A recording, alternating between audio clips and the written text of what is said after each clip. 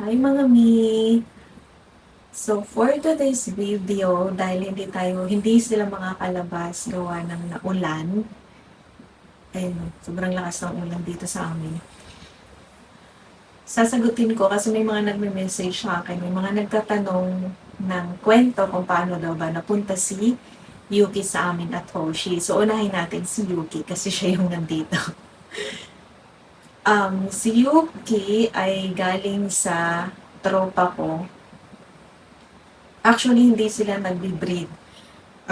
Aksidente daw na stud yung mama dog ni Yuki kasi nakatakas ata and then nasa labas din yung tatay niya. Kaya siya nabuo.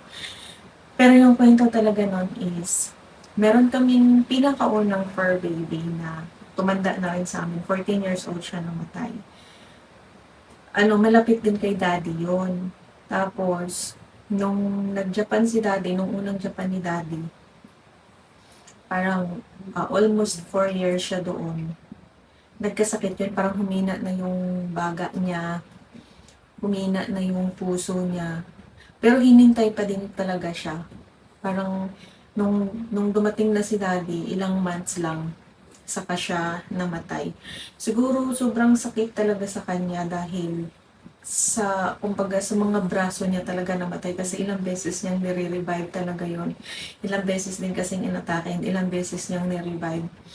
Hanggang sa naawa na siya kasi i-revive niya, tas magiging okay, tas maya iiyak na naman dahil nahihirapan siyang huminga hanggang sa nag-give up na lang siya, tinigil niya na kasi sabi niya ayaw na niyang pahirapan. And then kinausap niya, sinabi niya na kung nahihirapan na siya, mag-let go na, parang magpahinga na siya.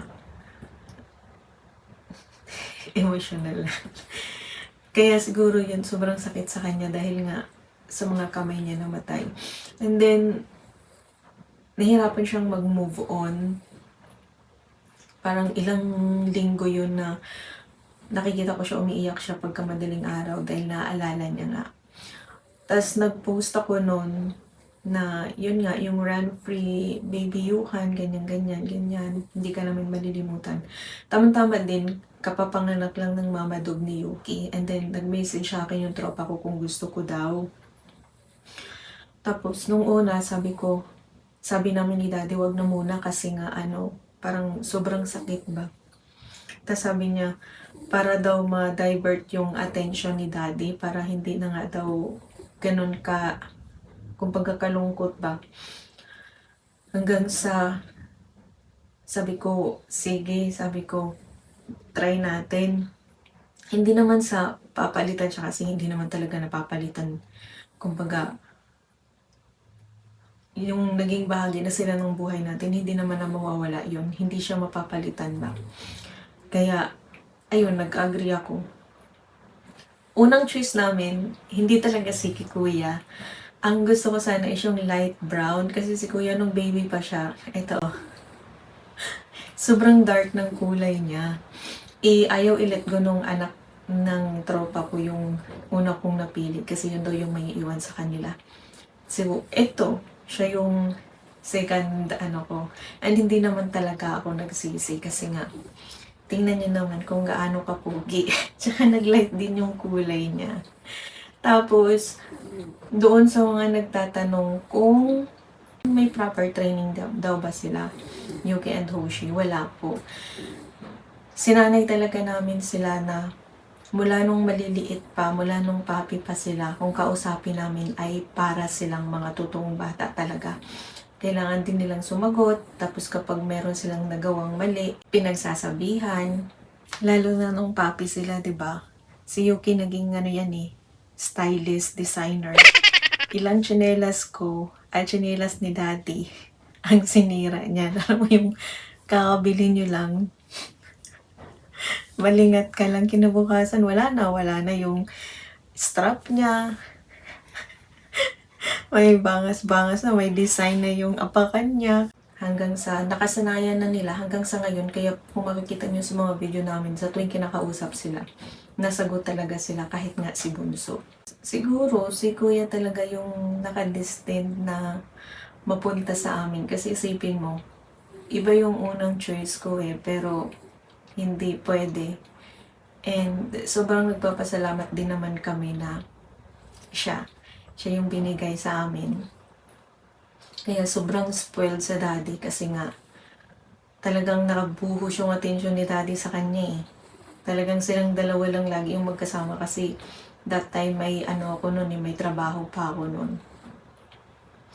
Tsaka masasabi ko rin talagang sobrang laki ng tulong na nabigay ni Yuki sa amin. Sobrang blessings talaga siya. Dahil nung pareho kaming may trabaho ni daddy, syempre alam niyo naman sa call center talaga medyo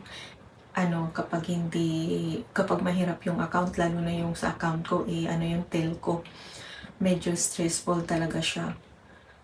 Parang nagkaroon ako ng anxiety. Alam niyo yung hindi pa nag-start yung shift nyo, magla-login ka pa lang, nanginginig ka na, kinakabahan ka na hindi mo maintindihan yung nararamdaman mo. Pero dahil sa kanya, siguro nararamdaman niya rin. Kaya uupo yan sa ilalim ng upuan mo, o kaya isasampa siya sa'yo, ikikiss ka. Siguro dahil nga yung band nyo ba, nararamdaman nila na may mali or meron kang pinagdadaanan, mga ganun. Pupwesto lang to sa ilalim ng upuan ko or aakyat siya sa akin. Parang nawawala yung ko. Siguro kasi lalo na kung naparamdam mo sa kanila yung pagmamahal, yung pag-aalaga, na hindi lang sila basta alaga, kundi talagang parte sila ng buhay mo, parte sila ng pamilya mo. Kaya talagang hindi ka rin nila iiwan. Masasabi ko talagang napaka-loyal nila. Kaya sa mga nagtatanong dyan kung saan daw nabili si Yuki, kung meron pa daw ba, wala po kasi nga accidentally lang na-stud yung mama dog niya nung papa niya.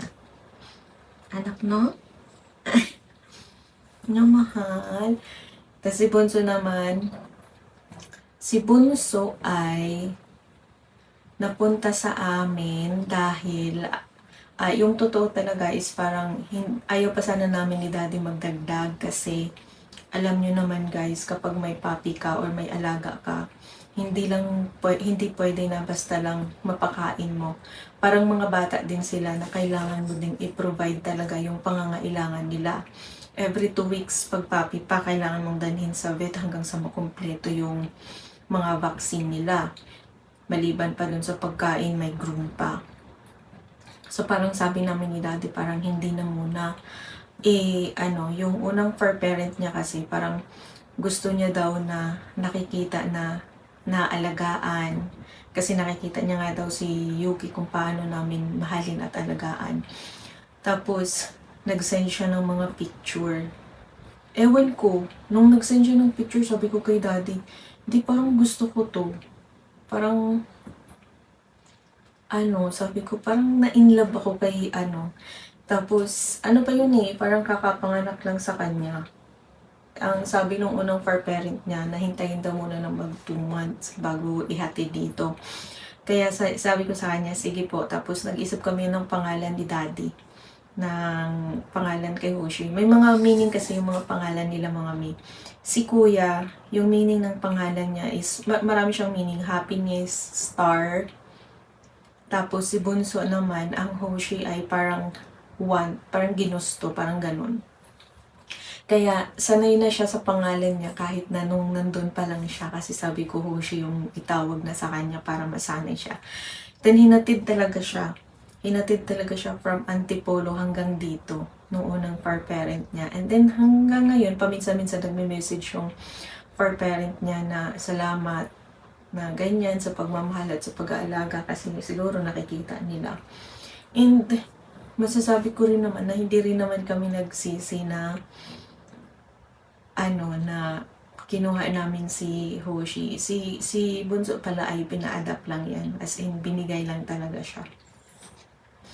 And sobrang laking din ni Bunso sa amin kasi may kalaro si kuya. Tapos nagiging lively din yung bahay dahil napaka-hyper, napaka-kulit. Kaya Ayan lang mga Mi, kung meron pa po kayong gustong malaman, mag-comment lang po kayo para sagutin po natin sa susunod na video. And sana po nag-enjoy kayo sa video na to kung paano napunta si Yuki and Hoshi sa amin. Yan lang po.